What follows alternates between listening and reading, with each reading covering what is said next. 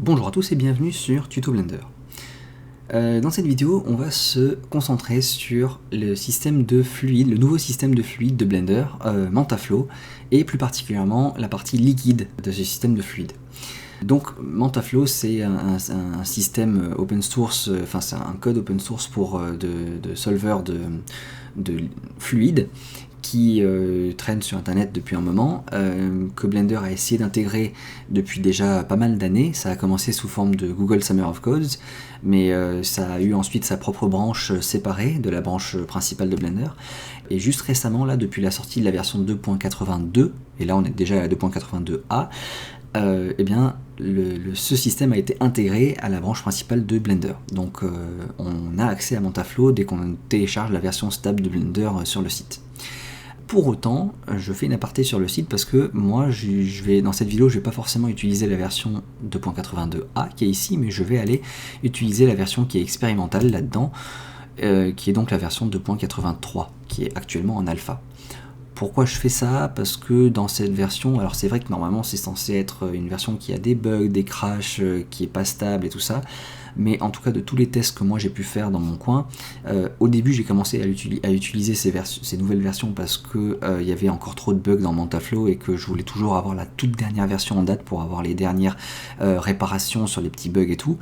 Et j'ai continué comme ça, et récemment j'ai vraiment eu aucun bug, problème ou crash, quoi que ce soit avec cette version là, en tout cas en utilisant MantaFlow. Et comme je l'ai dit précédemment, ça permet d'être à jour sur toutes les dernières réparations, les fixes de petits bugs ou de choses, de changements d'interface et tout, donc je préfère. Après, je pense qu'il n'y a pas une grande différence avec la version 2.82a qui est actuellement stable, donc vous pouvez y aller avec la version stable du site, il n'y aura pas de problème ou très peu de changements, en tout cas sur la partie théorique que je vais vous présenter dans cette vidéo, ce sera la même chose, quoi. Voilà. On saute dans Blender maintenant et on va commencer à travailler là-dessus. Alors je vais faire une présentation globale de ma scène déjà, parce que je vais vous expliquer un peu comment j'ai pu mettre en place ces objets. Je pars du principe que vous êtes vraiment débutant, hein. Et alors je pars du principe que vous êtes débutant, pour autant cette vidéo va traiter de notions intermédiaires voire avancées, je dirais. Parce que le système de liquide, en tout cas de tous les tutos que j'ai pu voir sur internet, il couvre pas autant de sujets que ce que j'ai envie d'aborder dans cette vidéo. Alors accrochez-vous bien. Dans un premier temps, je vais donc vous présenter la scène, après je ferai une première simulation sans toucher à aucun paramètre, juste pour vous montrer comment on met en place la simulation, et faire un petit test rapide. Mais en aucun cas je ferai un test super poussé, méga génial bien dans la vue. Cette vidéo va rester très théorique quand même. Et sur tout le reste de la vidéo, je passerai paramètre par paramètre pour vous expliquer un peu tous les paramètres, qu'est-ce qu'ils font et pourquoi on touche à ces paramètres-là. Voilà. Donc déjà, sur la scène principale, il faut savoir qu'un système de fluide, que ce soit dans Blender ou dans la majorité des logiciels qui font des systèmes de fluide et qui calculent des simulations comme ça se fait de la même manière.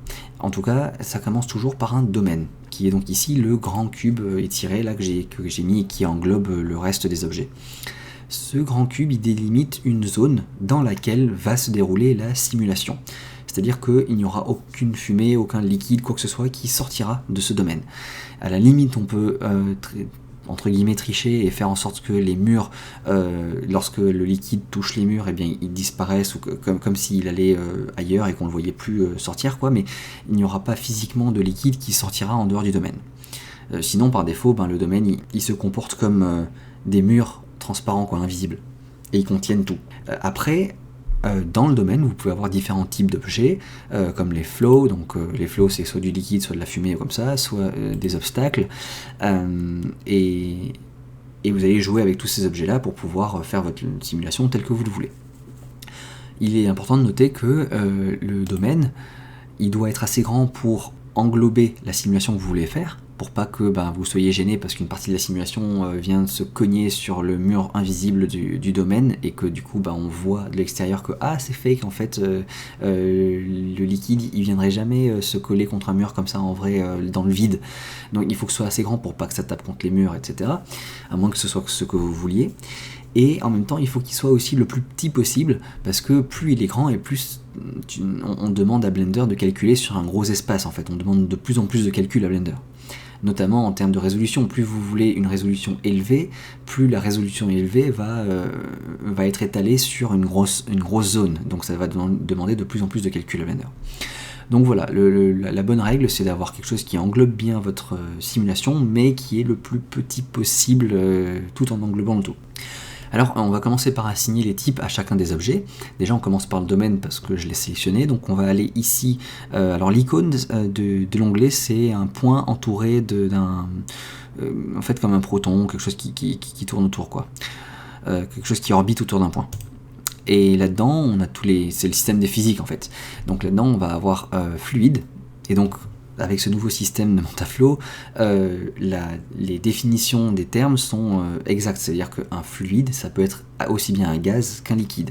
Donc sous la dénomination fluide ici, vous allez avoir accès au système de simulation de fluide, de liquide et de gaz. Donc là, on est en train de définir le type du domaine, donc de ce cube. Donc, le type, c'est pas rien, none, c'est rien, mais c'est domaine. Et vous allez avoir deux autres types qui sont les flows et les effecteurs. Donc, nous, on veut un domaine ici, et on a deux types de domaines. On a les domaines de gaz et de liquide. Et alors, comme je vous l'ai dit, moi, je m'intéresse au liquide dans cette vidéo. Après, comme je vous l'ai dit, je ne toucherai pas aux paramètres dans un premier temps, je viendrai dessus plus tard. Je passe sur les autres objets rapidement. Donc ça, c'est un fluide de type flow. Et donc le flow, ça va définir qu'est-ce qui va le fluide qui sera à l'intérieur, quoi. Et donc je veux pas que ce soit de la fumée, je veux que ce soit du liquide. Vous voyez que si je m'intéresse aux fumées et au feu, j'ai plein d'options différentes. Moi, je veux juste les liquides qui est en bas ici. Et ça va être un obstacle. Et donc un obstacle, c'est un effecteur, c'est quelque chose qui a un effet sur le fluide. Et avant ça s'appelait obstacle, un obstacle c'est pour ça, mais maintenant il l'appelle collision. Donc il y a soit collision, soit guide, et vérifiez que vous soyez bien sur collision ici. Et finalement, le dernier en bas, ça va être comme pour la goutte en haut, ça va être un flow de type liquide. Voilà, et je ne touche à aucun paramètre, je laisse ça par défaut pour que vous voyez un peu comment ça fonctionne.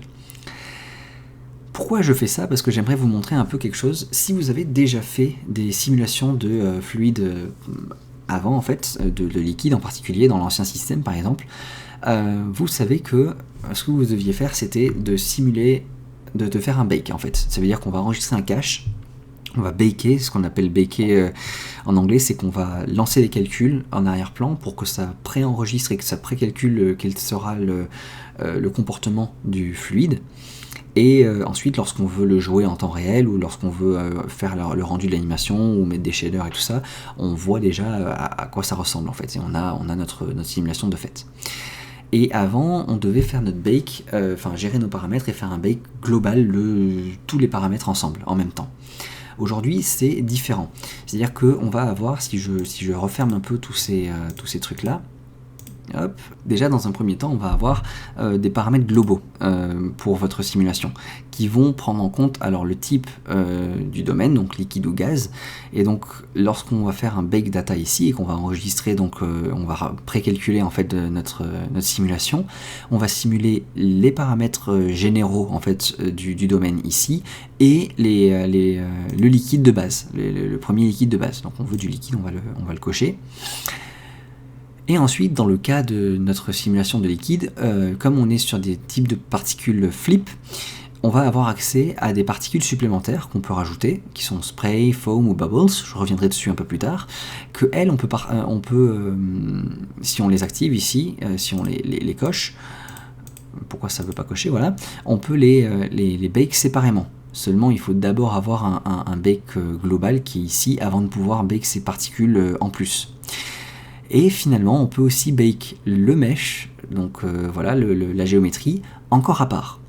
En gros, ce que je veux que vous compreniez, c'est qu'il y a 3 bakes séparés. Et c'est mieux qu'avant, plutôt que d'en avoir qu'un seul, en fait, parce qu'on a beaucoup plus de contrôle dessus, et parce qu'on va pouvoir, si on veut rectifier juste les particules, ou si on veut venir rectifier que le mesh, on n'a pas besoin de faire faire à Blender le calcul dans le bake de tout le reste, en fait, des paramètres principaux en haut, ou des particules, et on recalcule que le mesh, par exemple. Ça, c'est un gros avantage parce que ça fait gagner plein de temps, vu qu'il y a beaucoup de calculs à faire pour Blender, c'est beaucoup moins lourd par bake.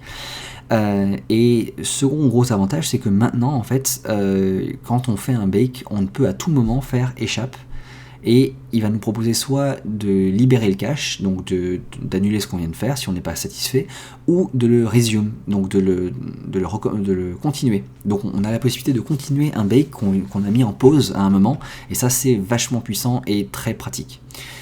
Voilà, donc là je vais faire une première fois un bake data ici, et donc ça va enregistrer les données qui sont là, puis les données que j'ai mis pour les liquides de base. Alors par défaut, alors là l'écran se freeze par rapport à l'ancien système, on voit que la timeline avance et qu'il y a toutes nos frames qui se calculent, mais je ne peux pas interagir avec mon Blender, et notamment avant, dans l'ancien système, on pouvait avec les flèches directionnelles avancer dans la simulation et voir en temps réel la simulation qui se faisait. Là, c'est pas possible lorsqu'on fait sous cette forme-là. Il faudrait descendre en bas dans Cache, je pense, et il faudrait changer de type modular, il faudrait aller sur du replay, je pense. Et là, vous pourriez voir en temps réel à peu près ce qui se fait. Mais je préfère rester sur modular. Après, vous pouvez définir aussi ici la durée de votre cache. On va rester sur 50 ici, hein. Les frames de 1 à 50, ça suffit pour un enregistrement comme ça de tuto. Et donc, ma simulation s'est faite assez rapidement et on voit ce que ça m'a donné. Alors, on est sur un type de particules de type flip, en fait. La simulation de liquide en flip, c'est ce que utilise MantaFlow. Vous avez peut-être entendu parler d'un add-on Blender qui s'appelle Flip Fluids. Et donc c'est à peu près la même chose, en tout cas ça se base sur la même chose, parce que Flip Fluids, le nom de l'add-on c'est le nom du système qu'il utilise, mais alors MantaFlow, ils ont utilisé un nom qui s'appelle MantaFlow, mais qui utilise le même système de base, donc il n'y a pas grande différence en fait entre l'add-on Flip Fluids et l'add-on MantaFlow, si ce n'est l'interface, les types de boutons et comment la manière dont vous allez mettre en place le système et le faire fonctionner. Mais à la base, je pense que le système utilisé est le même.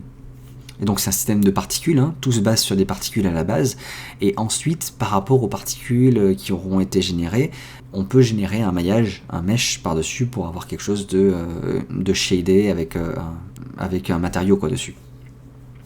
Donc là on vient de faire notre première simulation qui est ici, et donc on voit toutes nos particules qui sont en bleu, et là si je fais avec les touches directionnelles, je peux faire avancer ma simulation. On voit bien que ma goutte d'eau, elle tombe sur mon obstacle, elle est ralentie, et ça pleut de partout sur le liquide qui est en bas. Voilà, c'est très bien. Une fois que j'ai fait ce premier calcul, je peux donc dire, donc tout ce qui a été baké devient grisé, donc je peux plus y toucher à moins de free data, donc à moins de libérer en fait le cache. Voilà, donc tout ce qui a été baké c'est grisé, je peux plus y toucher. Par contre, ici on voit que j'ai encore des paramètres qui sont pas grisés et que je peux venir toucher. Ça, ce sont les différents types de particules, spray, foam et bubbles. Donc je vais aller baker des particules en plus, ça se fait très vite, hop, voilà, c'est même déjà fini, et je vois qu'en plus de ma simulation de base, j'ai d'autres particules qui viennent se rajouter à ma simulation pour donner quelques effets supplémentaires à notre bon vouloir. Je vous expliquerai un petit peu plus tard à quoi ça sert. Et finalement, je peux dire que je veux un mesh, un maillage par-dessus, et faire un bake mesh en plus pour calculer, voilà, un maillage par-dessus ma simulation. Voilà, et là j'ai mon maillage qui vient se superposer par-dessus. Alors je tiens à noter et à vous faire remarquer de faire attention en fait. Je devrais vous dire ça depuis le début de la vidéo, mais faites attention, si jamais à ce niveau-là, vous avez votre maillage qui est séparé de vos particules. Donc, imaginez que le maillage orange là que j'ai, il soit descend, par exemple la boule ici en orange, elle se trouve au milieu de votre, obstacle, et que proportionnellement, voilà, le bac d'eau ici soit descendu d'autant en dessous des particules bleues.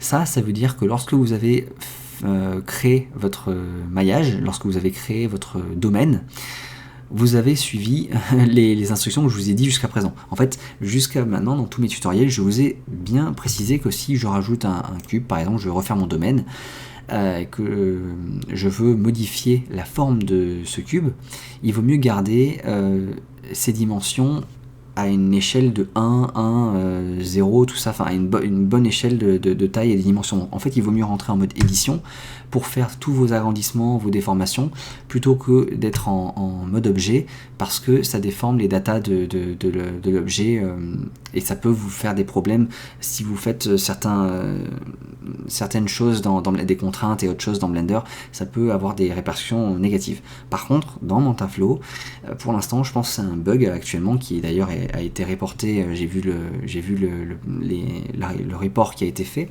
Donc c'est un bug qui actuellement fait que si vous faites vos changements, si vous agrandissez et vous faites la forme de votre domaine en mode édition, vous allez avoir un décalage en fait après entre les particules et le maillage. Donc ça c'est pas bon de votre simulation. Donc là, lorsque vous faites votre domaine, faites bien attention à le faire en mode objet, hein, et donc vous pouvez faire des SZ et des scales et tout ça comme vous le voulez, en étant en mode objet. Et c'est important parce que ça garde l'origine au centre de votre domaine. Et ça, MantaFlow préfère. Ça c'est une petite aparté, j'espère que j'ai été clair là-dessus. Mais revenons à nos moutons. Et j'ai mon mesh qui a été créé par-dessus mes particules. Alors si vous voulez un peu mieux le voir, je peux me mettre en vue solide. Désactiver ça. Et peut-être que celui-là, je vais dire qu'en fait, il est vu en vue wireframe. Donc juste, ça c'était le maillage que j'ai utilisé pour faire le bac d'eau en fait, pour dire que c'était de l'eau, et comme ça nous gêne un peu de le voir sous forme solide comme ça, je suis allé dans les paramètres de l'objet, dans Viewport Display, et en fait je vais dire que Display H, je veux le montrer sous forme de vue fil de fer, mais juste cet objet là. Voilà, donc ça c'est pratique. D'ailleurs votre domaine, quand vous l'avez encore sous forme de cube, d'ailleurs je peux aller dans les paramètres et je peux dire que je veux free le mesh, donc je veux libérer le mesh, le bake que j'ai fait. Voilà, je retrouve mon cube et donc là je vois plus rien de ce qui est en dessous. Je peux pareillement aller dans l'onglet des objets, Viewport Display et Display as Wire. Et là je vois bien ce qu'il y a en dessous et je peux bien voir mon obstacle et mes particules, etc. sans être trop gêné. Mais j'ai plus le mesh parce que j'ai free le bake du mesh. Mais je m'en fiche, moi maintenant j'en ai fini, je vous ai montré rapidement comment mettre en place un système, comment le lancer. Ce qui m'intéressait c'était vraiment de pouvoir vous montrer qu'il y avait ces 3 bakes en fait différents, le bake du mesh, le bake des particules et avant ça encore le bake général en fait des paramètres du domaine. Et maintenant, je vais free tout ça parce que je vais libérer tous ces bakes parce que j'aimerais vous passer par les paramètres un par un. Et déjà, on va commencer, parce que le domaine c'est très conséquent, on va commencer par un autre type. Donc on va aller sur la goutte par exemple, qui est le type flow. Donc le type flow, ça peut donc être soit du liquide, soit les gaz, le feu plus le gaz, enfin la fumée. Ensuite, vous allez avoir le comportement de votre flow. Donc, dans le cas des liquides, on a 3 comportements possibles. Soit vous allez avoir un inflow, qui en fait veut dire que votre goutte ici va être un volume de base qui va, à partir de ce volume, générer continuellement du liquide dans votre scène. Donc là, si je changeais ça de géométrie à inflow, j'aurais continuellement du liquide qui tomberait dans ma scène. Tout au long de ma simulation, et parfois vous voulez que ça verse continuellement de liquide mais vous voulez que ça s'arrête à un moment, donc pour ça vous avez une checkbox qui vient de s'activer ici que vous pouvez animer. Alors dans la nouvelle version de Blender, depuis la version 2.80 de Blender, il y a ces petits points qui sont à côté de plein de paramètres dans Blender, vous avez peut-être dû vous en rendre compte. Partout, il y a toujours ces petits points, en fait, dans beaucoup de situations, et ce sont des raccourcis pour pouvoir mettre des keyframes, en fait, pour pouvoir animer et mettre des clés d'animation. Donc, si vous voulez dire qu'en fait, là, je vais me mettre à la frame 1, à la première frame ici, et si je clique sur ce point, en fait, je viens de mettre une clé d'animation à cet endroit-là, et dire que ce paramètre-là, il est animé, en tout cas, il n'est pas animé, mais là, à cette frame-là, je veux qu'il soit actif, et si ça se trouve dans 10 frames, voilà, je veux qu'il soit encore actif, donc je vais mettre une frame ici, une key ici, et la frame suivante, je veux dire qu'en fait non, il sera inactif, donc je vais décocher le use inflow, donc je vais plus utiliser le inflow, et je vais recocher le petit bouton là pour dire qu'en fait ouais, je veux une clé à cet endroit là. Et donc maintenant sur la frame 10 il est encore actif, sur la frame 11 il ne l'est plus. Voilà, ça c'est un petit truc pratique.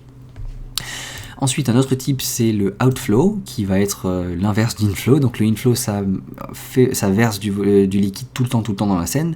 Le outflow, dès que un liquide touche un objet de type outflow, il est supprimé. Enfin, c'est comme un drain, en fait, comme des égouts, je sais pas comment dire. Mais en gros, ça permet de supprimer ou d'enlever du liquide dans votre simulation. Donc là, si j'avais mis cette goutte en type inflow, et que ça aurait rempli tout le domaine jusqu'à ce que tout soit rempli complètement. Et si je veux pas que ce soit le cas, si je veux que par exemple cet obstacle, en fait ce soit pas un obstacle, donc le inflow il va couler à travers, mais dès que le niveau de mon liquide atteint le niveau de cet objet, je peux dire qu'en fait je veux que ce soit un outflow, et donc l'eau dès que ça touchera cet objet, sera supprimée, enfin disparaîtra. Et du coup, le niveau de l'eau dépassera jamais cet objet et montera pas plus haut.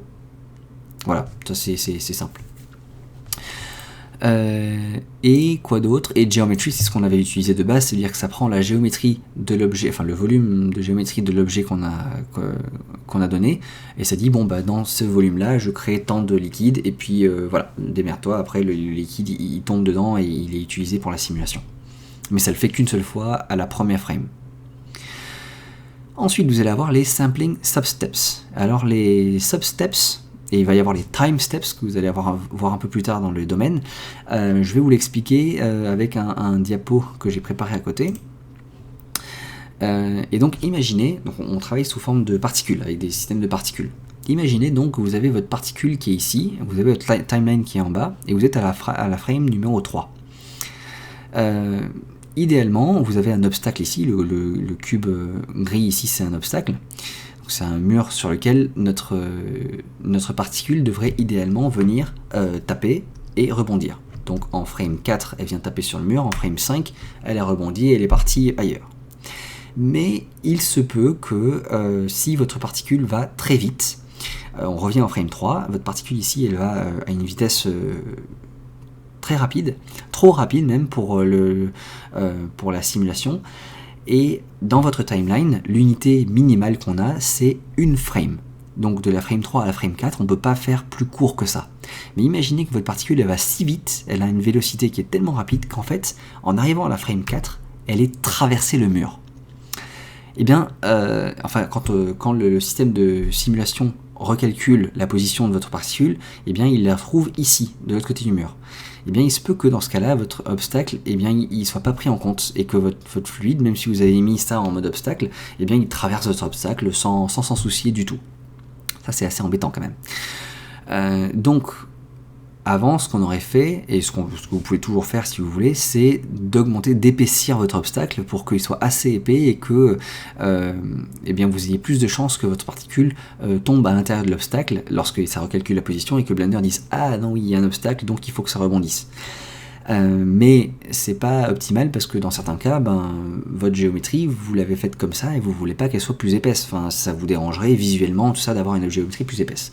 Donc ce qu'on va faire, on va introduire les substeps que vous voyez ici et vous pouvez rentrer un nombre qui va jusqu'à, il me semble même 200. Si je tape 500, voilà, on est limité à 200 ici. C'est très grand 200, parce qu'en fait ce que sont les substeps, ce sont des étapes intermédiaires, on revient sur le diaporama, qu'on va venir rajouter entre la frame 3 et la frame 4, on va venir rajouter, donc là j'en ai mis 6, et je vais dire qu'en fait, imaginons que ici j'avais mis 6, par exemple j'ai mis 6 substeps, et bien Blender va en fait entre chaque frame, pas que entre la frame 3 et 4, mais toutes les frames de votre animation, il va dire ok, en fait je vais rajouter 6 étapes où je vais regarder la position de ma particule. Donc première, deuxième, troisième, quatrième, quatrième, ok, là il y a un obstacle, je peux calculer une position de ma particule qui rentre dans un obstacle, donc effectivement il va falloir rebondir, et il va calculer la fin de la simulation pour que votre particule rebondisse. Et en arrivant à la frame 4, vous aurez bien votre particule où elle devrait être. Et voilà, ça ce sont les substeps. Rapidement, j'espère que vous l'avez compris. Donc plus vous mettez ça, et plus vous allez simplifier lorsque les fluides vont trop vite, quoi, en fait, pour qu'ils puissent prendre en compte les obstacles et ce qui touche en fait autour d'eux. Flow source, c'est d'où vient le liquide, mais il n'y a qu'une seule option, c'est le mesh pour l'instant, donc il n'y a pas de problème. Esplanar, ça va considérer votre objet comme étant pas fermé, mais juste comme un plan par exemple. Et le liquide va être juste émis par la surface, la surface positive en fait de votre plan. Et si vous cochez là-dessus, vous allez avoir une valeur d'émission en dessous qui va vous donner la vélocité à laquelle votre liquide va partir aussi. Et ensuite vous allez avoir une vélocité initiale qui peut être définie. Si vous le cochez, vous pouvez rentrer une vélocité initiale qui peut être suivant les normales et qui peut être suivant un axe en particulier de la scène. Donc ça c'est pratique aussi. Sinon par défaut, sans faire ça, ça suit la gravité de la scène en fait. Donc ça va juste aller vers le bas comme ça l'a fait ici, il n'y a pas de problème. Après l'autre type qu'on peut regarder, c'est le type des obstacles, enfin des effecteurs en fait. Les effecteurs, ils vont avoir deux types possibles, les collisions ou les guides. Pour être honnête, les guides, j'ai fait aucun test encore dessus, donc je vais pas en parler dans cette vidéo. Il y a très peu de tutos qui en parlent aussi sur le net, donc je peux pas trop en dire non plus et j'ai pas fait de test de mon côté. Mais les collisions, c'est très simple, ça va vous permettre de faire interagir votre liquide dessus pour pas que ça passe à certains endroits, pour faire des murs bloqués ou des récipients comme ça. Vous allez avoir les sampling substeps qui sont les mêmes que ce qu'on avait avant, limités à 200, comme je vais l'expliquer, et vous allez avoir l'épaisseur de votre obstacle. Parce que comme je vous l'ai dit en expliquant les substeps, l'une des manières de régler aussi la solution, sans utiliser le substep, c'était d'épaissir votre objet. Alors vous pouvez épaissir visuellement votre objet dans la scène, mais c'est souvent gênant parce que si vous l'avez modélisé de cette manière, c'est parce que vous vouliez que ça ressemble à ça, et pas que ce soit plus épais.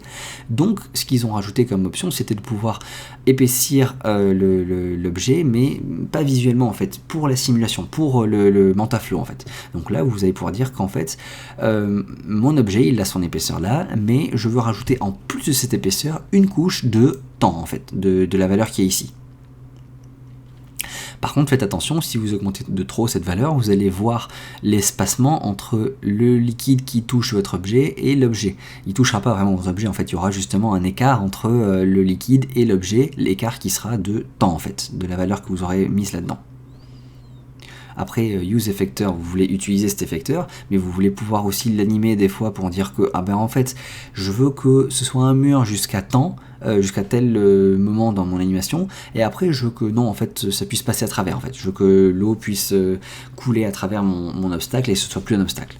Comme on l'avait vu un peu plus tôt pour le inflow. Est-ce qu'on veut que ça génère du fluide tout le long ou pas? Esplanar, c'est pareil qu'avant. Et delete an obstacle, c'est très simple, ça veut dire que est-ce que lorsque le liquide touche votre obstacle, il est juste repoussé ou est-ce qu'il est supprimé? Est-ce que en fait votre obstacle il est pas en train de faire, en fait il ferait comme une sorte de outflow en faisant ça, c'est à dire que dès que votre liquide touche l'obstacle, il disparaît et il est même supprimé. Donc vous créeriez un outflow de cette manière là. Voilà. Et on va enfin passer au type le plus conséquent, c'est le domaine qui est ici, qui a beaucoup de paramètres. Alors déjà, il faut savoir que le domaine, comme vous pouvez le voir, il est constitué de plein de petits voxels. On dira voxel plus pour les gaz, mais ça fonctionne aussi pour les liquides. Le voxel, c'est le sorte de petit carré que vous avez ici. Voilà, vous voyez tous ce que c'est qu'un pixel. Hein. Un pixel, c'est un petit carré en 2D sur votre écran. Là, on est en 3D. Donc imaginez un pixel en 3D, ça donne un voxel. Donc c'est un petit cube, mais donc ça donne une idée de la taille du cube dans mon domaine. Mais ce petit cube représente la résolution de votre domaine. Il est calculé automatiquement en fonction de la valeur que vous rentrez ici. La valeur que vous allez donner là, ça va être le nombre de cubes que vous voulez avoir sur la longueur, la plus grande longueur, le plus grand côté de votre cube. Donc là, en priori, celui-là. Donc là, il peut y avoir 64 de ces petits cubes le long de cette longue hauteur. Et le reste est calculé automatiquement. Donc, en fait, ce petit cube détermine la résolution de votre domaine. Et plus vous augmentez cette valeur, plus vous avez des petits cubes à l'intérieur de votre domaine. Et voilà. Et en fait, ce petit cube va être appelé un cell cell. Plus tard, lorsque vous regarderez les paramètres, lorsque je vais vous expliquer les paramètres, à chaque fois ils disent que c'est en fonction d'une cell ou à l'intérieur d'une cell ou par cell. Eh bien, ils parlent d'un petit cube comme ça qui est donc un voxel de résolution de votre domaine. D'où l'importance d'avoir une résolution soit élevée, soit basse, enfin en fonction de la résolution de votre domaine, vous allez avoir plus ou moins de précision en fait, parce que les calculs se feront plus ou moins précisément dans l'espace. Ensuite, vous allez avoir le time scale, qui est donc la vitesse de votre animation. Par défaut, c'est à 1. Si vous regardez plein de tutos sur YouTube, tout le monde vous dira il faut le réduire à 0.5 parce qu'à 1 c'est trop rapide. Alors oui, c'est à votre bon vouloir bien sûr, mais si vous voulez faire de l'eau en général, c'est vrai que ça peut être un peu trop rapide. Encore une fois, ça dépend des paramètres auxquels vous touchez en dessous. Il y a des paramètres qui vont ralentir aussi votre simulation et rajouter et être à 1, ça peut être correct des fois. Tout dépend des paramètres que vous auriez touché en bas en fait. Est-ce que vous aurez mis. Ensuite, vous allez avoir le CFL number. Alors CFL, c'est l'acronyme de je ne sais plus quoi. Enfin, pas l'acronyme, mais c'est les initiales de je ne sais plus quoi. Mais en gros, ce que fait cette valeur-là, c'est qu'elle va introduire la notion de time steps que vous voyez en dessous, parce que ça joue avec le time step qui est ici. Il y a le time step maximum, minimum, et le adaptive time step qui fait en sorte que ce soit automatiquement calculé ici. Le time step, c'est je peux utiliser le même schéma que ça, le même diapo que ça pour vous expliquer le time step. En fait, on va revenir là-dessus. C'est-à-dire que ça va revisionner différentes positions de votre particule entre deux frames, parce que une frame, c'est le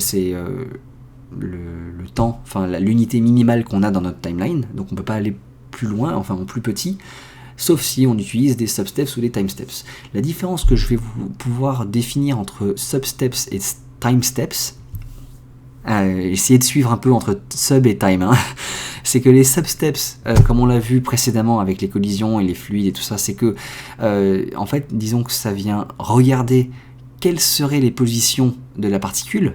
Donc ça vient dire ok, en fait ça interpole en fait entre la position 1 et la position finale. Ça devrait être à tel ou tel endroit en fait. Alors que le time step, ça vient recalculer à chacune des subdivisions ici qu'on a faites, ça vient recalculer la simulation. Donc c'est assez conséquent et taxant sur le système. Parce que à chacun des points qui est ici, si vous en mettez 6 par exemple, à chacun de ceux-là, ça vient recalculer la vélocité de la particule, la direction de la particule, toutes les données en fait de la simulation. Et donc ça rajoute beaucoup en calcul. D'où le fait que ici ils viennent dire ok, on peut calculer automatiquement pour vous le nombre de time steps qu'on fait entre les frames en fait, suivant le moment de la simulation et les endroits dans le domaine. On va vérifier si on a besoin ou non d'en avoir plus ou moins.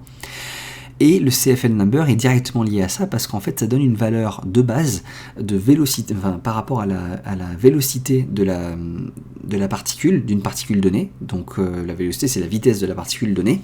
Ça vient dire que ça c'est une vitesse maximale. Si jamais une particule dans une cell, donc à chaque fois dans un de ces voxels, si une particule a une vitesse qui excède la valeur qui est donnée ici, alors ils disent ok, là on peut pas calculer en une seule fois, en un seul calcul par frame, il faut rajouter un substeps, il faut rajouter des substeps. Et si en subdivisant avec une substeps, la vélocité est encore trop rapide et dépasse cette vitesse, on rajoute encore un substeps. Je sais pas si je suis clair ou pas clair, mais je vais essayer de reprendre le diapo.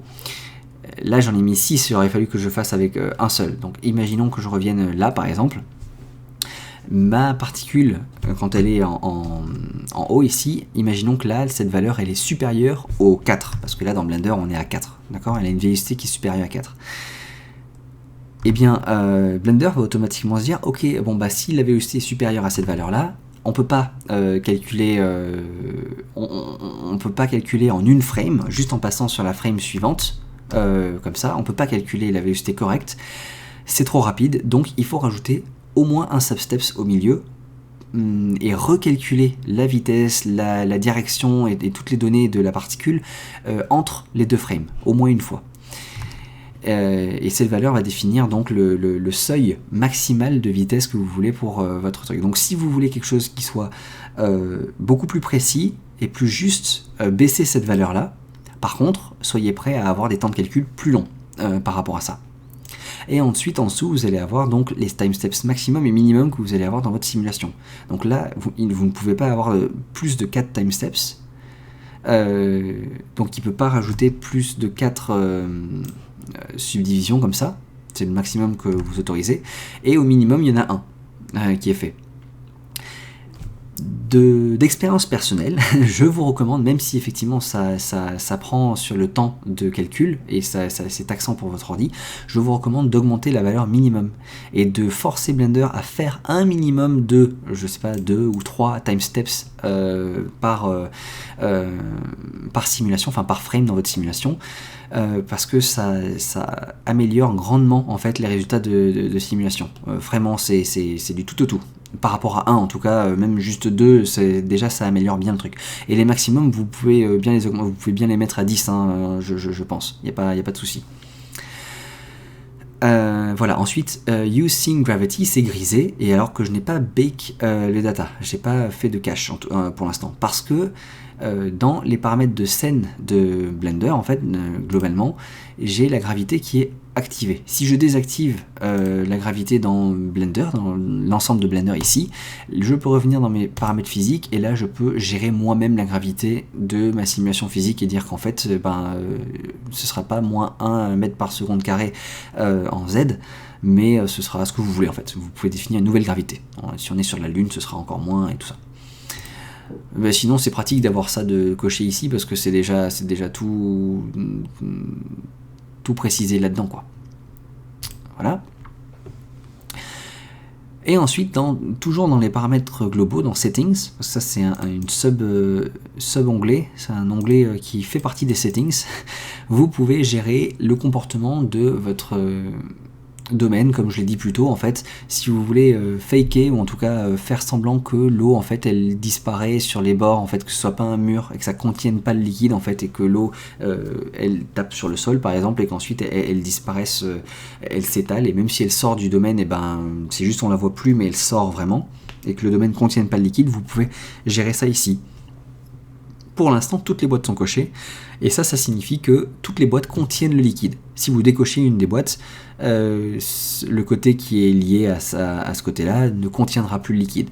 Bien sûr, à chaque fois, vous avez toujours les petits points qui permettent d'animer les paramètres.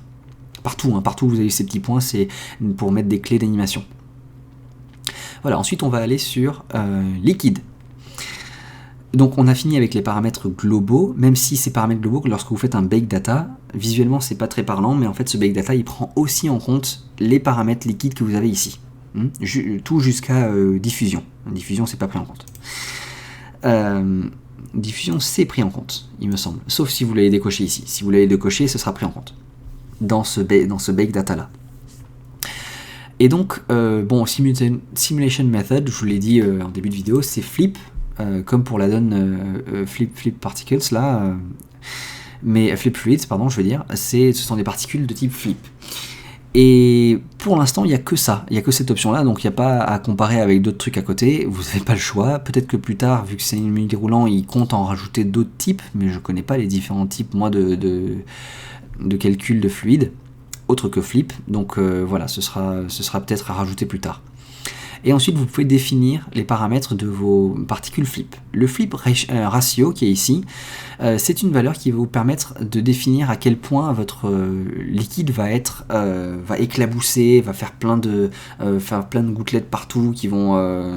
Est-ce que les splashes seront des gros splashes avec plein de petites particules qui vont aller dans tous les sens, ou est-ce que ce sera plutôt un remous comme si vous étiez tombé dans de la boue ou comme ça. En fait, je ne vais pas trop parler de boue ou d'eau, parce que ça touche aux propriétés du liquide. Est-ce que le liquide est visqueux ou pas, pâteux ou pas? Et là, c'est pas le cas. Là, c'est pas pour dire si le liquide est pâteux ou pas. C'est plutôt pour donner l'échelle de votre objet. Si vous travaillez sur une scène qui est très grande, avec un côté de domaine qui fait en fait ça, imaginez que ça fasse 10 mètres, ou 100 mètres, je sais pas, là vous allez augmenter cette valeur et l'avoir le plus haut possible parce que vous voulez que vos éclaboussures ou un truc qui tombe à l'intérieur, ça fasse des grosses plages dans tous les sens et que ça éclabousse tout partout. Mais si par contre en fait ça représente la dimension d'une tasse de café par exemple, vous allez avoir moins de grosses plages, vous allez diminuer cette valeur en fonction de vos attentes, quoi. En fait, vous faites des tests et vous allez voir ce qui correspond. Ensuite, vous allez avoir le particle radius. Donc le radius, c'est le rayon des particules. Et ça, en fait, vous allez toucher à cette valeur une fois que vous aurez fait une première simulation. Vous allez regarder en fait si votre simulation a l'air de manquer en volume ou au contraire trop de volume. Est-ce que avec les particules que vous allez générer, vous allez avoir beaucoup trop de volume quand vous créez votre mèche après aussi, ou est-ce que ça va être trop fin, trop petit en fait, et que presque vous avez l'impression qu'il n'y en a pas assez, alors qu'il y a plein de particules mais c'est pas assez gros et que les particules se rentrent trop dedans en fait. Ça dépend. Donc vous allez augmenter ou baisser cette valeur en conséquence. Alors là, dans le tooltips qui est en dessous, ils disent qu'il faut augmenter cette valeur si la simulation semble manquer de volume. Donc en gros, en augmentant la valeur, vous augmenterez le volume de votre liquide.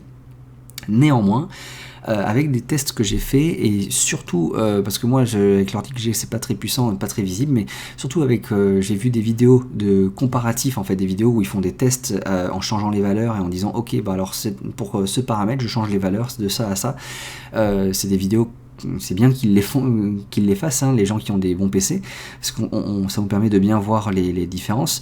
Et j'avais l'impression que c'était le comportement inverse qui était observé, c'est-à-dire qu'en augmentant cette valeur, au lieu d'augmenter le volume, eh ben on perdait en volume sur la simulation. Donc testez, voyez ce que ça fait pour vous, parce que j'ai eu des résultats un peu différents du tooltips ailleurs. Après vous allez voir particle maximum, donc par cell, encore une fois, on va parler des cells et des voxels qui sont ici, des cellules. Vous dites à Blender, vous ne pouvez pas avoir plus que ce nombre de particules dans une cellule. Pourquoi est-ce qu'on limiterait le nombre de particules? Parce que plus il y a des particules, plus il faut faire de calculs en fait, parce que Blender il calcule par particule le comportement. Et plus vous avez de particules, et plus c'est lourd pour votre ordinateur de calculer. Donc gérez ça avec parcimonie en fonction des compétences de votre ordi. Et ça c'est le nombre minimum de particules que vous allez avoir par cellule. Tout ça, ça va être au démarrage, à chaque fois que ça crée des particules. Donc soit la première frame, si votre émetteur là ici c'est un type flow de géométrie, si c'est juste la géométrie et que ça crée pas à chaque frame, si ça crée pas comme un inflow du liquide, eh bien les paramètres que je vous ai dit, ils seront enfin ici là, ça va être calculé juste à la première frame. Mais si c'est un inflow, à chaque frame et chaque fois que ça crée des particules, que ça réinstancie des particules, ça va vérifier ces paramètres là, qu'il y ait au minimum 8 particules par cellule, etc. Le particle sampling, ça va être un facteur en fait de la quantité de particules que vous allez avoir à chaque instanciation de particules. Donc plus vous augmenterez cette valeur, plus vous aurez des particules qui seront générées à chaque instanciation dans votre scène. Et le narrow band width, si j'ai encore le cache, non j'ai plus le cache bien sûr, il a été enlevé, donc je peux vite faire rebake le data, et même je peux faire pause en plein milieu, voilà, parce que je n'ai pas besoin de plus. D'ailleurs ça me permet de vous montrer que dès que je fais pause lors d'un bake, si je ne suis pas arrivé à la fin du bake, voilà, il peut me proposer soit de continuer le bake, soit de le libérer, donc de l'annuler en fait. Et donc là je pourrais dire resume et ça reprendrait de là et ça continuerait sans avoir à recalculer les 10 premières frames que je viens de calculer déjà. Ça c'est vachement pratique parce que des fois vous vous êtes rendu compte qu'en fait vous n'aviez pas alloué assez de temps à votre simulation. En fait au lieu de 50 vous aimeriez avoir 100, et ben plutôt que de devoir recalculer les 50 premières frames, vous augmentez ça à 100 et vous pouvez faire resume et ça continuera sans recalculer toute votre simulation qu'il y avait au début. Donc c'est un gros gain de temps. Moi je vais faire free, comme ça j'ai accès aux paramètres. Et donc ah ben non, je voulais pas faire free, je voulais justement vous montrer. Hop, donc échappe. Le narrow bandwidth qui est ici, qui est à 3 pour l'instant, c'est, vous voyez en fait ici, les particules qui sont là, elles sont que sur le dessus. C'est bizarre ça, parce qu'en fait tout mon bloc là c'est un liquide. Et pourtant j'ai des particules que sur le dessus du liquide. Parce que la manière dont fonctionnent les flip fluids en fait, c'est qu'ils vont se dire en fait les détails et tout ce qui est visible du liquide, ça se trouve en surface. Donc on va mettre des particules que sur la surface du liquide pour avoir vraiment de la précision, des détails et tout, mais on n'est pas obligé de mettre des particules dans tout l'intérieur du liquide. Ce serait beaucoup trop. On peut économiser en calcul en ne remplissant qu'une bande sur la surface de particules. Et l'épaisseur de cette bande, donc la quantité de particules qu'il y a là-dessus, est définie en fonction du narrow bandwidth qui est ici. Donc vous gérez l'épaisseur de cette bande avec cette valeur-là. Si vous avez quelque chose qui est assez gros, enfin, vous n'êtes pas zoomé sur votre liquide en très proche et que vous n'avez pas besoin d'avoir trop de détails visibles de très près, vous n'êtes pas obligé d'augmenter cette valeur trop, hein, vous pouvez même un peu la diminuer. Si par contre vous êtes en close-up sur un truc vraiment précis parce que vous êtes vraiment sur le petit bateau en papier qui est en train de flotter sur la petite cascade en très près, et ben peut-être que vous allez un peu l'augmenter pour avoir plus de détails et de précision, enfin plus de particules en fait calculées ici. Mais par contre ce sera taxant sur votre système, ça va encore une fois demander plus de ressources. Et donc maintenant je peux faire un free bake et en dessous vous allez avoir le particle randomness, donc l'aléatoire. Je vous ai dit, hein, la plupart de ces paramètres qui sont ici, elles se font à l'instanciation des particules, donc dès que ça crée les particules dans la scène, et lorsque ça les crée, est-ce que ça les crée de manière aléatoire dans la sphère, ou est-ce que ça suit une sorte de grille? Je sais pas si vous avez déjà vu ça, d'ailleurs si je mets ça à 0, on va mettre ça à 0, voilà, et on va refaire un bake data, puis on va faire échappe, et vous voyez, enfin là, je suis en frame 4, donc c'est un peu tombé, mais vous voyez que les particules sont toutes sous forme d'une grille bien alignée, bien droite, voilà. Si on va faire le test en temps réel, hein, je vais faire un free bake ici, là je vais mettre le randomness à 1, voilà, et là je vais refaire un bake data sur 5 frames. Là on voit qu'effectivement on ne suit plus du tout une grille, mais que tout est beaucoup plus aléatoire. Donc ça c'est simple à montrer. Et en dessous, vous allez avoir Fractional Obstacles, qui est une case à cocher ou non. Et quand vous cliquez là-dessus, vous allez rajouter des calculs sur vos obstacles. Faites attention, en fait, ce que ça fait, c'est que ça va rendre vos obstacles qui soient peut-être plus lisses, et le liquide coulera peut-être un peu plus facilement dessus, mais ça va améliorer la collision avec les surfaces et pour justement que le liquide puisse mieux couler dessus. Par contre, ça va avoir tendance à arrondir les bords, et notamment sur des parties fines comme ça. Peut-être que si je refais un bake là-dessus, on pourra le voir ou pas. Je vais essayer d'aller un peu plus loin que les 10 premières frames. Hop, par là. Et je pense que on va revenir vers le début. On va voir. Donc dès que ça touche l'obstacle, vous le voyez un peu, vous le voyez pas trop en fait. Vous le voyez pas trop parce que ça va assez vite ça a pris de la vitesse en partant, mais il est possible que ici ça tombe en fait. Ici c'est possible que ça fasse comme ça et que ça tombe à travers l'extrémité de l'obstacle, et si la valeur est trop faible, ça peut même avoir tendance à revenir se coller là pour redescendre ensuite par là comme ça. Enfin là c'est un peu exagéré, mais de redescendre plus comme ça. Mais vous voyez un peu l'effet que ça peut avoir des fois quand vous versez d'une bouteille qui est beaucoup trop remplie et que vous n'avez pas la marge pour trop la pencher, et ben ça peut avoir tendance à recouler le long du bec ici et à être vraiment énervant des fois. Mais j'espère que vous voyez un peu ce que je veux dire. Donc ça c'est si vous avez des valeurs un peu trop faibles, mais plus vous allez augmenter cette valeur, en fait, il faut trouver un bon entre-deux. Moins vous allez avoir ce problème de traverse, où ça traverse un peu les obstacles, parce que ça va vraiment être beaucoup plus sharp, beaucoup plus net sur les obstacles, mais les obstacles seront moins arrondis, moins lisses, et il y a des risques que le liquide s'accroche un peu dessus. Donc voilà, il y a du positif et du négatif en fonction de ce que vous voulez avec ça. Et donc ça, c'est si vous cochez cette option, il y a le Obstacle Fluid Threshold qui est en dessous, qui va gérer en fait, c'est une valeur qui gère en fait le paramètre qui est au-dessus. Ensuite, vous allez avoir ce qu'on appelle la diffusion, enfin ce que MantaFlow appelle diffusion, et qui va gérer, donc là on va parler de matière, le liquide en fait. Si vous parlez de l'eau, de l'huile, de la lave ou de quoi que ce soit, ça va se faire ici. Et on va travailler sous forme de base et d'exponents. Mince, j'ai pas ouvert la page internet, j'aurais dû faire ça en fait, j'ai pas ouvert la page internet, mais si vous cherchez dans le wiki de Blender, de Blender documentation, alors, je vais essayer de la chercher et de la trouver vite fait. On va faire un nouvel onglet, donc on va faire Blender Documentation, voilà. Blender référence manuelle, on va aller ici dans les physiques, et on va aller dans fluide, type ou introduction, je sais pas, domaine... On va le retrouver, liquide, flip ratio, maximum, machin. Ça va être juste après, je pense.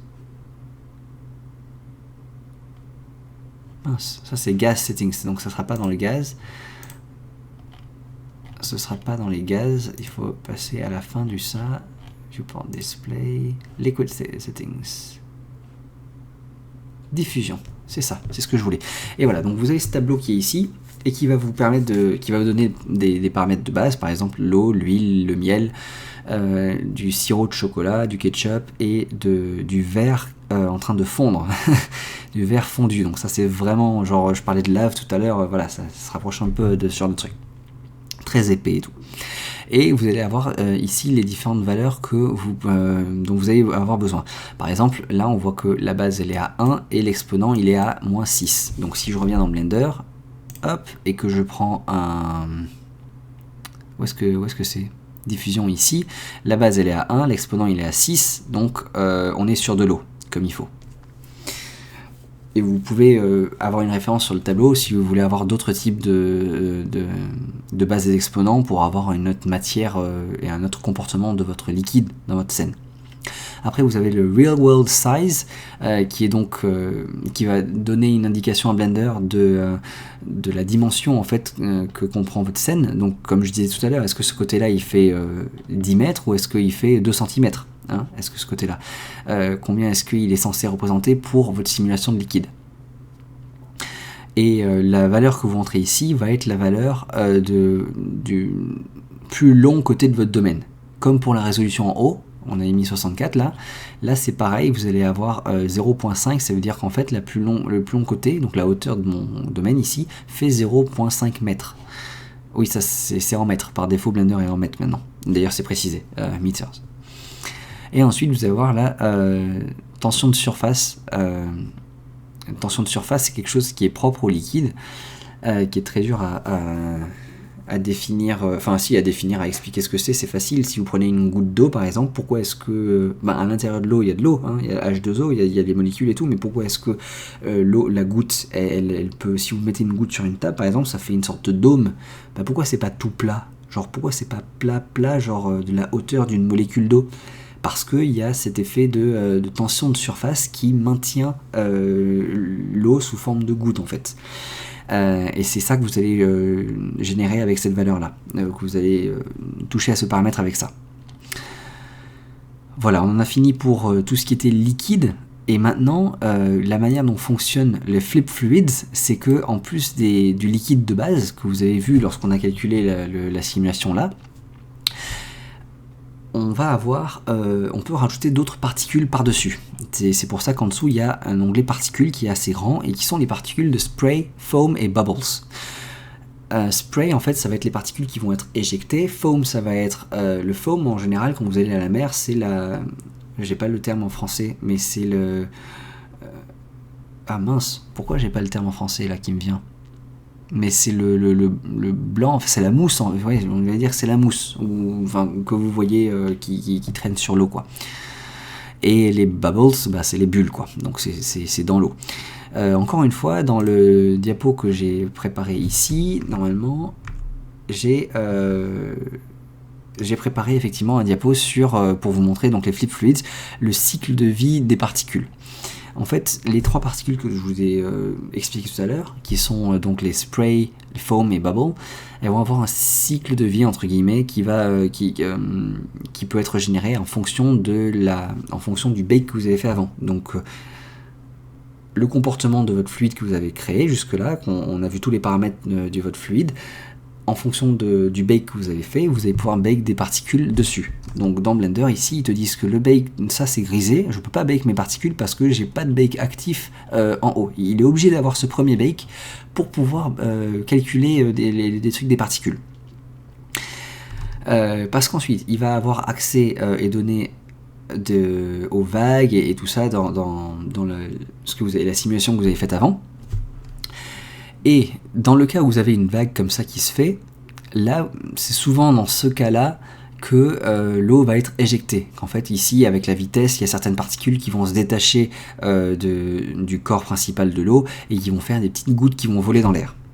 Donc on parle de ça. Voilà. Ça va être un spray particle. C'est une particule de type spray.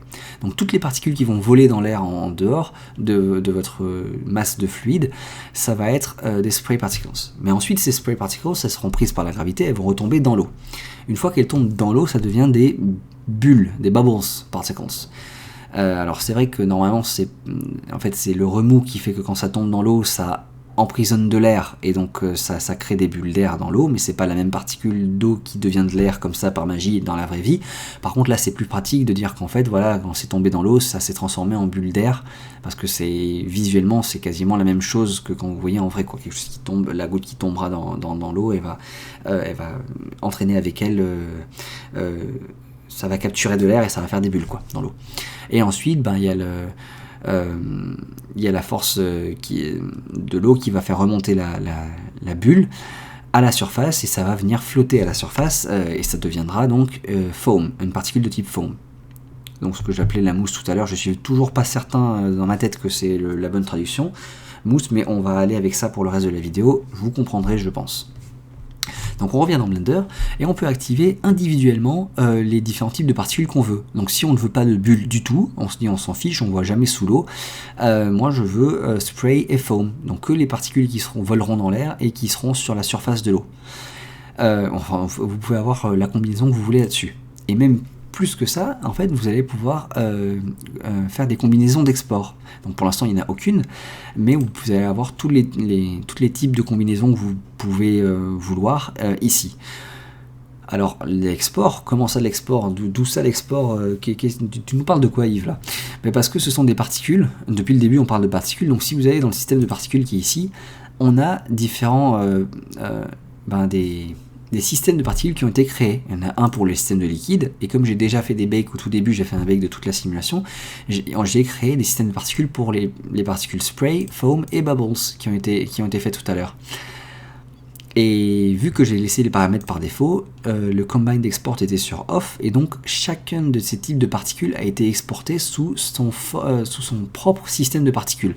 Mais si vous sélectionnez n'importe lequel de ces trucs-là, par exemple spray plus foam, vous allez avoir un système de particules de moins en fait, parce que ici les spray et foam particles, les deux ici seront dans un seul et même système qui sera noté spray plus foam. Et vous n'aurez pas la liberté ou la liberté de venir gérer les paramètres individuellement de chacun des paramètres. Et donc là, j'ai enlevé le bake, mais en gros, une fois que c'était baké et que vous pouviez le voir, que vous aviez accès au cache, vous pouviez décocher la vue dans le viewport ici et ne voir que les particules de type foam, de spray ou bubbles, à votre bon vouloir. Donc après, il y a les paramètres de tout ça, de ces particules. Le upraise factor, c'est quelque chose qu'on va retrouver un peu plus bas avec le maillage, le mesh. Et en gros, c'est un facteur de résolution qui permet d'avoir, encore une fois, une résolution différente de celle que vous auriez définie en haut avec le système de particules de base. Donc là, vous définissez une résolution, dont je vous ai parlé avec le voxel, et donc la précision, le nombre de cellules ici de calcul dans votre domaine. Plus c'est élevé, plus c'est précis, mieux c'est en fait. Mais plus c'est taxant pour le système. Et donc peut-être que vous n'avez pas la possibilité d'avoir de faire une si grosse résolution pour tout votre système liquide, quoi, de votre simulation, mais une fois que le bake de ça est fait, et que tous ces gros calculs de vitesse, de vélocité, tout ça a été fait pour toutes les particules de votre simulation, pour les particules secondaires, donc les spray, foam et bubbles, qui viennent s'ajouter aux particules de base, celles-là, elles sont calculées par rapport aux vitesses et à tous les calculs de particules qui ont été faites dans les particules primaires, en fait, dans votre première simulation. Donc elles ont déjà les données qu'il leur faut, et on peut dire que la résolution, les calculs sont pas si ouf que ça, en fait, pour Blender ou pour votre système. Donc vous pouvez vous permettre ici d'augmenter avec ce facteur. En fait, c'est un facteur de multiplication de ce qu'il y a ici. En tout cas, dans le manuel, ils disent que c'est un facteur de multiplication. Tel que c'est dit dans le manuel, j'ai même l'impression que c'est genre directement une multiplication directe de la valeur en haut. Mais ça me paraît un peu gros parce que on joue avec des valeurs qui sont très élevées en haut, 64 par défaut. Les gens, ils montent sur 120, 200, facilement, 156, 200, voire plus, et multiplier par 2 ou 3 la résolution qui est en haut, ça me paraît vachement balèze quand même. Mais au moins c'est un facteur multiplicateur qui permet d'avoir une meilleure résolution, au moins pour ces particules là. Et pareil pour le mesh après, ça vous permet d'avoir un mesh qui soit de meilleure qualité, séparément, sans avoir à augmenter la qualité de tout le reste de la simulation, donc des particules et du liquide de base. Voilà. Ensuite, vous allez avoir plein de paramètres pour justement ces particules secondaires. Déjà, Wave Crest. Alors je vais essayer d'étirer un peu ce qu'il y a ici, mais Wave Crest, ça veut dire que, si je reprends mon diapo, c'est le haut de la vague, en fait. Le Wave Crest, c'est le chapeau, je sais pas comment, il y a peut-être un terme technique pour ça, mais je fais pas de surf, ou je connais pas vraiment ce vocabulaire.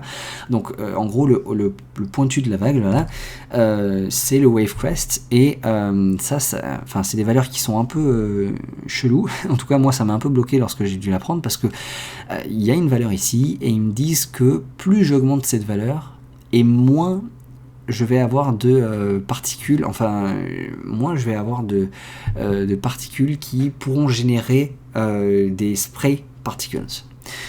Donc il faut le voir plutôt comme une valeur de précision. Plus vous augmentez cette valeur, et plus vous serez précis, en fait, plus les particules de type spray seront émises par vraiment la pointe de votre vague. Et plus vous diminuez la valeur, et plus il y aura une grosse partie de la surface de votre vague qui pourra générer de ces spray particles. Et pour le minimum, en fait, c'est un range, en fait. C'est une sorte de fourchette entre les deux. Donc là, c'est plus la valeur est petite, c'est l'inverse en fait, plus la valeur est petite, et plus vous aurez d'une partie de la vague qui sera prise en compte pour gérer les particules. Et cette logique un peu bizarre, parce que pour moi c'est pas très intuitif, mais cette logique un peu bizarre, on la retrouve dans tous les paramètres de cette catégorie. Donc c'est la même chose à chaque fois, donc plus la valeur est élevée en haut, et plus vous avez une partie qui sera considérée petite en fait. Wow, désolé, là sur 2 secondes j'ai fatigué, j'ai eu un petit, coup de barre, donc j'ai un peu perdu le fil de ce que je disais, surtout que la logique là-dedans c'est pas ce que je préfère, mais non. Sur cette deuxième paramètre, voilà, on va les faire un par un, comme ça, c'est plus simple. Là, ce sont trapped at potential maximum et minimum. Donc, ce sont le potentiel maximum de particules qui peuvent être de particules d'air emprisonnées. Parce que quand je vous disais ici, lorsque la particule tombe dans l'eau, ça devient une particule d'air, enfin une bubble particule en fait. Donc, pour faire des bulles, et bien plus la valeur ici est élevée, et moins vous aurez de particules, de surface qui pourraient être considérées comme générant des particules de bulles. Et l'inverse en dessous, là vous avez le Kinetic Energy Potential Maximum, donc c'est par rapport à la vélocité des particules, donc c'est la vélocité, ou en tout cas la vitesse du fluide à laquelle, à partir de laquelle on considère que les particules ne vont plus émettre d'autres particules, elles vont plus générer des particules secondaires. Donc des plus grosses valeurs vont résulter en moins de particules créées. Donc si votre liquide de base il va très vite, trop vite par rapport à cette valeur-là, il générera pas de particules. Vous voyez, je trouve que le tooltips en tout cas qui m'explique en dessous, c'est pas très logique, c'est pas une très bonne manière de visualiser la chose. Mais peut-être que c'est mon cerveau qui fonctionne bizarrement. Ensuite, vous avez le potential radius ici.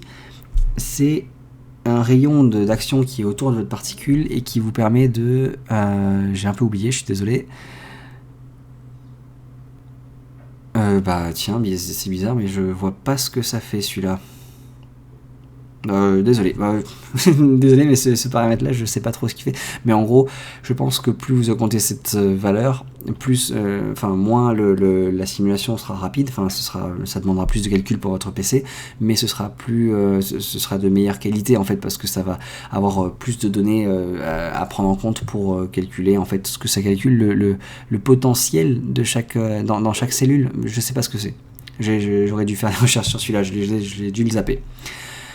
Ça c'est pour, en dessous c'est la même chose, ça prend un rayon autour des particules, mais c'est pour, mais cette fois-ci je sais pourquoi c'est pour générer la position de la prochaine particule.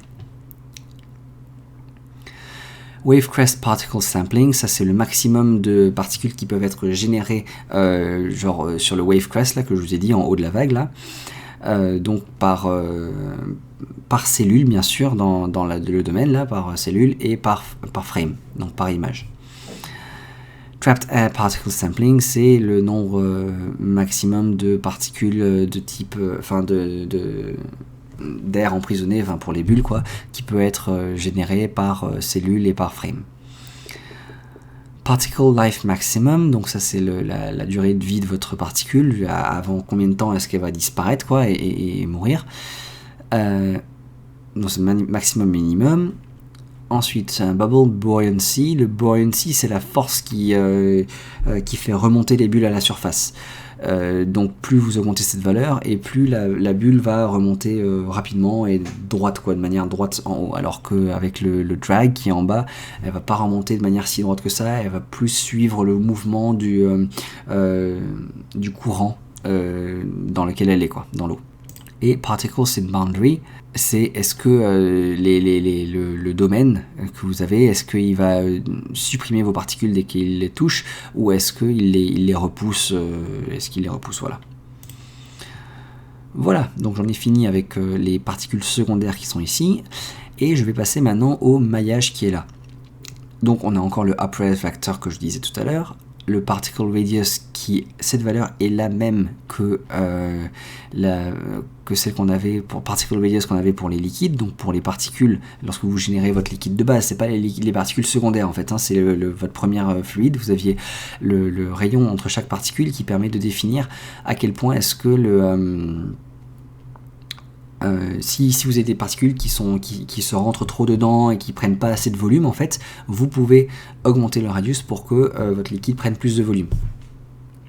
Use speed vectors, c'est quelque chose que vous pouvez avoir besoin parce que en cochant cette case, vous allez générer une passe au rendu qui va vous permettre en faisant du compositing, en fait, en faisant de la compo, vous allez pouvoir utiliser des vecteurs qui vont vous permettre de faire du motion blur, donc c'est du flou de mouvement, je sais plus comment on dit en français, mais du flou de mouvement, oui.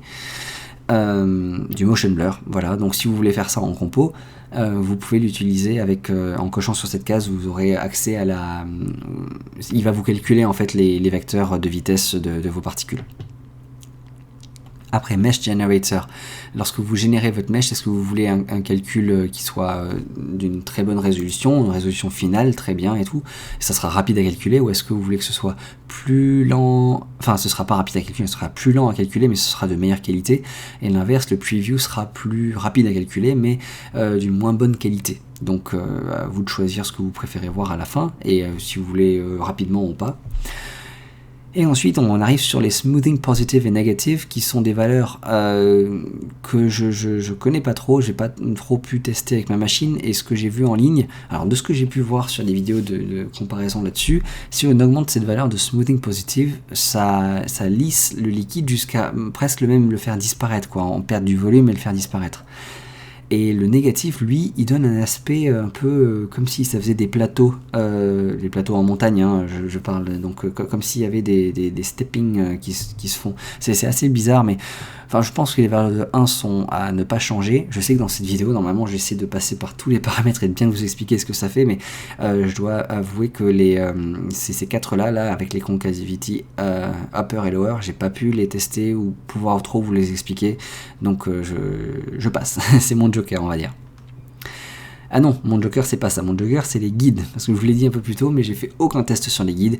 De ce que j'en sais, parce que je me suis un peu renseigné quand même, de ce que j'en sais, les guides, c'est ce qui vous permettent de... je pense que c'est comme des forces en fait, comme les force fields, ou comme si vous vouliez avoir... mettre un obstacle dans votre eau par exemple, mettre une boule ou un cube ou quelque chose qui bouge à l'intérieur de l'eau pour vraiment définir les courants. Donc c'est pas un vrai obstacle parce que ça repousse pas l'eau et c'est pas visible je pense, mais c'est ça qui va créer des courants dans l'eau. Alors là par exemple, si j'avais pas la goutte d'eau qui tombe, je supprime la goutte d'eau et je garde que le bassin avec de l'eau ici, bah, il est statique et il n'y a rien qui se passe dedans. Bah, si je voulais qu'en fait ma simulation ce soit ce bassin avec en fait pas une tornade mais un tourbillon qui se fait à l'intérieur, et ben je pourrais peut-être utiliser un guide, un objet de type guide qui va à l'intérieur se tourner, bouger et créer en fait les courants dans l'eau. Ça se retrouve pour les liquides comme pour les gaz, hein, de la même manière. Donc ça ce sont les guides, mais après, alors je sais que le weight, je vais essayer de passer un peu par ce que j'ai pu voir, c'est le lag de votre simulation. Donc en fait plus vous augmentez cette valeur et plus il va se traîner. Et donc plus il sera lent. Ensuite vous allez avoir size, non je sais pas, je saurais pas vous expliquer, velocity factor, et ah oui, et par contre vous pouvez générer vos guides soit par des objets, donc si je l'active ici, soit par des objets, un effecteur, un objet de type effecteur, soit par un domaine. Pour que ça fonctionne avec le domaine, il faut que le domaine ait déjà été calculé, baké. Après, on se fiche du type du domaine. Là, je suis sur une simulation de type liquide, mais si je veux prendre un domaine qui a été baké en type gaz, avec donc du coup de la fumée, du feu, je sais pas quoi à l'intérieur, il peut prendre ça en compte comme guide, apparemment. C'est ce qui a été précisé. Donc, je ne saurais pas aller plus loin sur les guides, donc du coup, je m'arrête là. Après les guides, on a les collections. En fait, si jamais votre scène est très très importante, avec beaucoup d'objets dans tous les sens, très lourde et tout, vous pouvez, pour une question d'organisation, vous pouvez donc créer des collections là-haut et dire qu'en fait, je veux une collection juste avec les flows et une collection avec les effecteurs. Et quand il fera sa simulation, même si vous avez... Ah bah oui, par exemple, j'ai un exemple à vous donner. Si par exemple vous aviez 2 simulations dans votre scène. Hein. Vous êtes en train de faire un bake de ce domaine-là, mais à côté vous avez un autre domaine, peut-être de gaz ou peut-être encore de liquide, avec d'autres obstacles, d'autres effecteurs, et d'autres flows et d'autres choses là-dedans. Lorsque vous faites un bake avec ce domaine-là, pour pas qu'il y ait d'ambiguïté, pour pas qu'il y ait de conflits, de problèmes et tout, vous pouvez dire que tous les effecteurs et tous les flows qui sont dans ce domaine, vous les mettez dans une collection, et cette collection, vous la renseignez dans le champ de flow et d'effecteurs qui sont ici. Et quand vous ferez des bakes partout pour ce domaine-là, il prendra ces flows que de cette collection et des effecteurs que de la collection renseignée là-dedans. Voilà. Ensuite, vous pouvez gérer tout ce qui concerne le cache ici, c'est-à-dire que vous pouvez gérer le frame start, le frame end. Alors, normalement, moi, mon Blender, quand je l'ouvre, il y a moins de place, donc du coup, c'est sur une ligne comme ça. Vous pouvez gérer où se trouve votre cache sur votre ordi. C'est toujours bien de savoir où se trouve le cache parce qu'avec ces simulations de liquide, ça peut vite monter et être très lourd pour vos cartes mémoire, quoi, vos disques durs. Après le type modular, j'ai pas essayé tous ces différents types, mais vous pouvez voir les différents. Si vous faites replay, vous pouvez voir en temps réel pendant que ça simule en fait l'avancée de votre simulation. Modular c'est par défaut et le final. Ça va calculer toute votre simulation d'un coup, mais vous n'avez pas la possibilité de faire un pause et ensuite de reprendre votre simulation en cours de route. Donc c'est pas bon. Je ne saurais pas parler des types de formats ici. Peut-être que si vous êtes dans le prod, ils vont vous demander des types en particulier, donc vous suivez ce qu'on vous demande là-dessus. Et les field weights, c'est comme avant et dans l'ancien système, où là vous avez soit les effecteurs, une collection d'effecteurs là-dessus.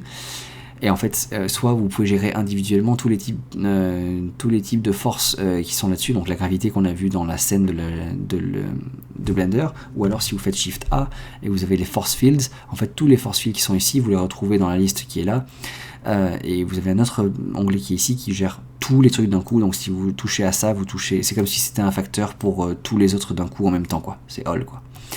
Et pareil, la collection qui est là, c'est pareil que les deux collections ici. C'est-à-dire que si vous avez des effecteurs comme ça qui sont ailleurs dans la scène, mais que vous voulez laisser tranquille, vous voulez pas qu'ils interagissent avec votre simulation, ben, ceux dont vous voulez qu'ils interagissent avec votre simulation, vous les mettez dans une collection que vous renseignez ici, et ce seront les seuls qui seront pris en compte à hauteur de l'effet qui est stipulé là-dedans, quoi, dans ces barres ici.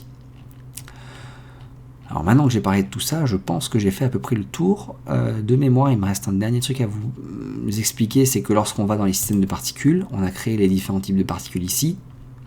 Et pour l'instant, n'importe lesquelles, si je prends en forme par exemple, qui sont les particules qui restent sur la surface de votre liquide, il y a des paramètres de particules, hein, bien sûr c'est des systèmes de particules comme les autres, et pour l'instant le render as, il est mis sur halo, donc il va nous rendre des halos, des points de lumière en halo pour chacune de ces particules là, ce qui n'est pas forcément voulu dans vos cas. Si vous voulez vraiment avoir, tirer le meilleur parti de vos types de particules ici, il vaut mieux changer ce type dans autre chose, notamment object ou collection. Object, ce sera juste un objet en particulier que vous auriez fait. La plupart du temps, les gens ils créent une petite icosphère qu'ils mettent avec une valeur de 1 en subdivision, enfin pas en subdivision, mais quand on la crée ici, Shift A, vous faites une icosphère, et dans les paramètres de la sphère, vous mettez les subdivisions à 1, parce que c'est la sphère avec le moins de géométrie possible qu'on puisse avoir, et il va vous falloir le moins de géométrie possible en fait, parce que donc vous voulez quand même une sphère parce que c'est plus joli, mais vous voulez le moins de géométrie possible parce que il va y en avoir plein de ces trucs là, donc autant minimiser le nombre de sommets, de faces, tout ça à faire calculer à votre ordinateur. Et donc si je reviens encore sur les particules, voilà, vous pouvez ensuite définir que c'est un objet, ou peut-être que vous voulez une collection, donc plusieurs objets qui auraient été mis dans une collection ensemble, et qui seront utilisés pour chacune des particules de type, donc là c'est foam, mais sinon ce serait spray si vous étiez dans spray, etc. Et donc object, là vous pouvez choisir l'object en particulier, donc l'icosphère qui est ici, et vous serez bon pour y aller. Qu'est-ce qu'il y a dans extra? Non, on s'en fiche. Et viewport display, c'est comme vous voulez, à quoi vous voulez que ça ressemble dans la fenêtre. Est-ce que vous voulez voir 100% des particules? Bon, après c'est un système de particules, hein, donc c'est les paramètres des systèmes de particules classiques. Mais juste pensez à faire ça, et vous pouvez avoir votre propre matériau pour cette icosphère qui sera différent du matériau que vous assignerez à votre eau, à votre liquide. Parce que si vous voulez par exemple, comme je disais, de la mousse, hein, évidemment c'est de la mousse sur l'eau, peut-être que les particules type foam seront blanches, ou en tout cas blanche un peu transparent, alors que l'eau elle sera plus type eau, quoi, couleur eau, pour que ça puisse se voir. Voilà, ce tuto a été très long. Je m'attendais à ce qu'il soit long, mais pas aussi fatigant. je commence à perdre ma voix et même un peu le fil de mes pensées des fois. Donc je vais vous laisser là. Je vous remercie d'avoir suivi la vidéo, j'espère vraiment qu'elle vous aura plu. Moi c'est un véritable plaisir de toucher aux particules, à ce système de MantaFlow. Je l'attendais depuis très longtemps, et ça fait très longtemps que je touche un peu à tous ces paramètres. Donc si vous avez des questions, posez-les-moi en commentaire. J'ai déjà eu pas mal de problèmes, de soucis et tout dessus que j'ai pu ou pas résoudre des fois, donc j'ai une petite expérience avec ça, et voilà, je suis vachement content d'avoir pu sortir ce tuto sur MantaFlow parce que ça me tenait vraiment à cœur. Et surtout, même en faisant mes propres recherches, j'ai pas vu beaucoup de tutos, en tout cas tous les tutos que je vois, il y en a plein évidemment, mais ils passent sur les paramètres par défaut et ils expliquent pas tous les différents paramètres, pourquoi ça fait ça et dans quel contexte et tout. Donc il me semblait important de faire un tuto pour parler au moins de tous ces paramètres là, un peu plus en détail que ce que j'ai pu voir sur internet, que ce soit en anglais ou en français hein, d'ailleurs. Et bien voilà, merci de m'avoir écouté jusqu'à présent, j'espère vraiment que j'ai pu être clair et pas trop brouillon des fois, et donc n'hésitez pas à me soutenir sur Utip si vous y pensez, enfin si vous voulez bien m'aider un peu, et puis je vous dis à la prochaine, merci beaucoup, ciao.